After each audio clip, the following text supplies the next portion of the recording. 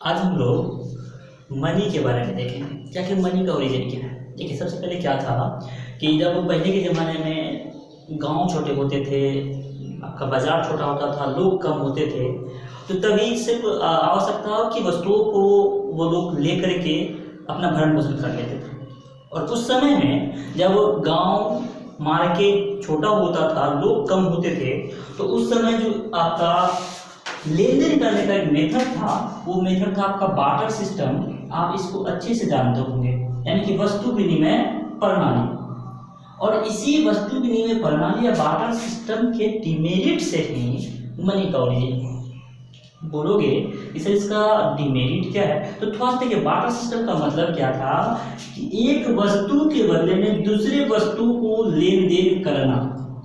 Example के रूप में मानिए कि अगर आपके पास अगर चावल है और आपको चावल दे करके कुछ दूसरा लेना है, आपको लेना है मान लेते हैं अंडा, ठीक है।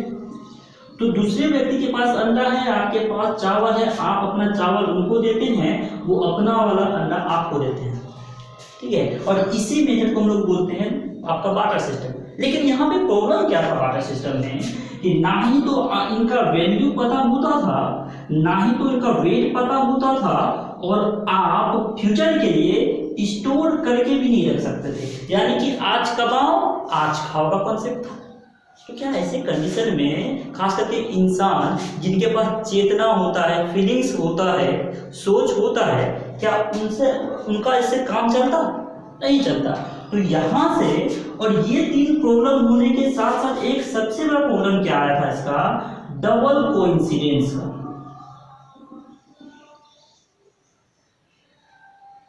डबल कोइंसिडेंस यानी कि दोहरे संयोग की कमी। जैसे कि अभी हमने बोला कि हमारे पास चावल है और दूसरे के पास अंडा है, तो मैं चावल देने के लिए तो तैयार हूं, लेकिन उनके पास जो अंडा है वो अंडा देना नहीं चाहता, या अगर वो मुझे अंडा चाहिए और उस व्यक्ति को चावल की आवश्यकता नहीं है, तो क्या ऐसे कंडीशन में हम लोग लेन देन कर सकते हैं? नहीं। तो एक समस्या आ गया था और कहा जाता है कि समस्या का समाधान तो करना ही पड़ता है। और समस्या का समाधान उस समय के लोगों ने किया, और ये समस्या का समाधान क्या था, पेकस सिस्टम लागू किया गया। पेकस का मतलब होता है पशुधन। और उस समय अब आपका वस्तुओं का लेन देन करने का आधार क्या बनाया, आपका पशुधन को, पशु को बनाया। जिसके आप देखते होंगे गाय को बनाया, बकरी को बनाया, यानी कि गाय और बकरी दे करके आप सामान लेन देन कर सकते थे। लेकिन आप थोड़ा सा इसे समझिए कि उस समय के कंडीशन को हम लोग अभी समझते हैं। मान लीजिए आपको कहीं जाना रिसेप्शन में, ठीक है, आप पूरा बन ठन के तैयार हो, और पूरा तैयार से मान लेते हैं कि बन ठन के तैयार हो गए और हाथ में वो बकरी पकड़ ली, तो क्यों, तो भाई वहाँ आपको रिसेप्शन में गिफ्ट देना है एक बकरी, तो अच्छा लगता नहीं। तो कहीं ना कहीं ट्रेवलिंग प्रॉब्लम्स आने लगा, एक्सचेंज करने में प्रॉब्लम आने लगा, तो फिर इस पेकस सिस्टम से भी हटने लगा। और उस समय के लोगों को भी ये पता चला कि गोल्ड और सिल्वर का आपका एक अजब आपका वैल्यू था, और उन्होंने अब वहाँ पे एक्सचेंज करने के लिए पेकस सिस्टम को हटा करके गोल्ड स्टैंडर्ड स्टार्ट किया। लेकिन मैं बात तब का कर रहा हूँ जब इतिहास के 500-600 या आपका 1000 साल पहले की से बात कर रहा हूँ। और ये जो हिस्ट्री है, इतिहास है, इनका कोई पक्का साक्ष्य नहीं है। किसी बुक में कुछ और लिखता है, किसी बुक में कुछ और लिखता है। तो यहाँ गोल्ड स्टैंडर्ड अब स्टार्ट हो गया था। अब यहाँ पे देखने को क्या मिल रहा था कि उस समय में गरीबी भी ज़्यादा थी, और जब गरीबी भी ज़्यादा होगा तो चोरी और डकैती भी क्या होगा, ज़्यादा होगा। और चोरी डकैती ज़्यादा होने के कारण से जो लोग सोना अपने पास रखते थे या सोना दे करके एक्सचेंज करते थे, उनके पास से आपका सोना खुद चोरी हो जाता था, या डकैत उससे आपका रोवर्स आपका लूट लेते थे। ऐसे कंडीशन में अब इस सोना को सुरक्षित रखने के भी जिम्मेवारी में आपका प्रॉब्लम आने लगा। तो वहाँ के कुछ लोगों को इसमें अपना एक बिजनेस अपॉर्चुनिटी देखने को मिला कि ऐसा क्यों ना करते हैं कि उन लोगों को जिनके पास सोना है उनको हम एक गारंटी दें कि आप मुझे दो सोना रखने के लिए, मैं आपका सोना रखूंगा, इसके बदले में मैं कुछ इसका इंटरेस्ट चार्ज करूंगा। और लोग क्या किए, सही समझे इसको, और लोग अपना सोना ले जाकर के यहाँ पे रखने लगे, यानी कि ये बन गया आपका गोल्ड को रखने का जगह। और इसके बदले में जो इस चीज को स्टार्ट किए थे वहां पे उस समय का सर्राफ कहलाते थे। सर्राफ एक प्रकार का समझिए कि धर्म या जाति था, और वो सर्राफ सोना रखते थे और उनके बदले में उनको एक डॉक्यूमेंट, एक पेपर देते थे। क्या देते थे आपका? डॉक्यूमेंट और पेपर, जिसमें लिखा होता था आपका IOU, I on you.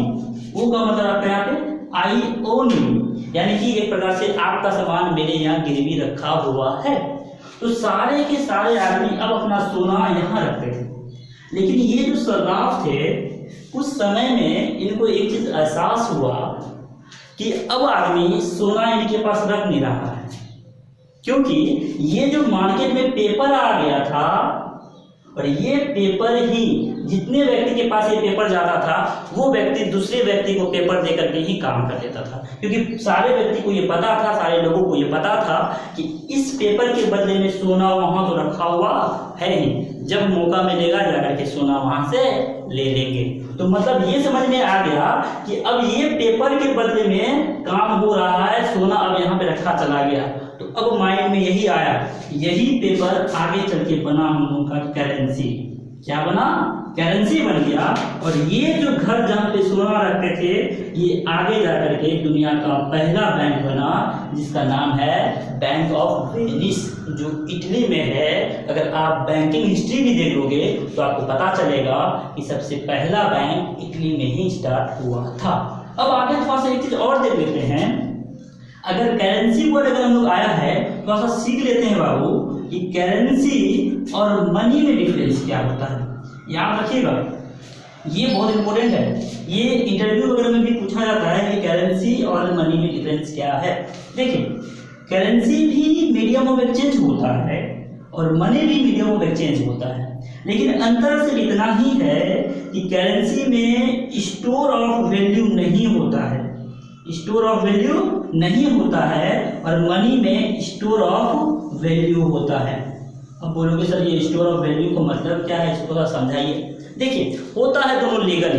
Example के रूप में 8 नवंबर 2016 से पहले जो हम लोगों के पास 500 और 1000 का नोट था वो तभी मनी था, और करेंसी भी, क्योंकि तभी उसके पास पावर था, वो फिएट मनी था, लीगल टेंडर था। लेकिन अब क्या हो गया है, वो करेंसी तो है हम लोगों के लिए, लेकिन वो मार्केट में भी ऑपरेट नहीं होगा, चलेगा नहीं। तो वो क्या बन गया हम लोग का? करेंसी, क्योंकि उनके पास अभी उसका वैल्यू स्टोर नहीं किया गया है, सरकार उसका लीगल टेंडर को हटा दिया है, जबकि मनी का लीगल टेंडर हटता नहीं है। जैसे सोने का सिक्का, कहीं भी किसी भी स्थिति में सोने का सिक्का चलेगा और चलता ही रहेगा। Thank you.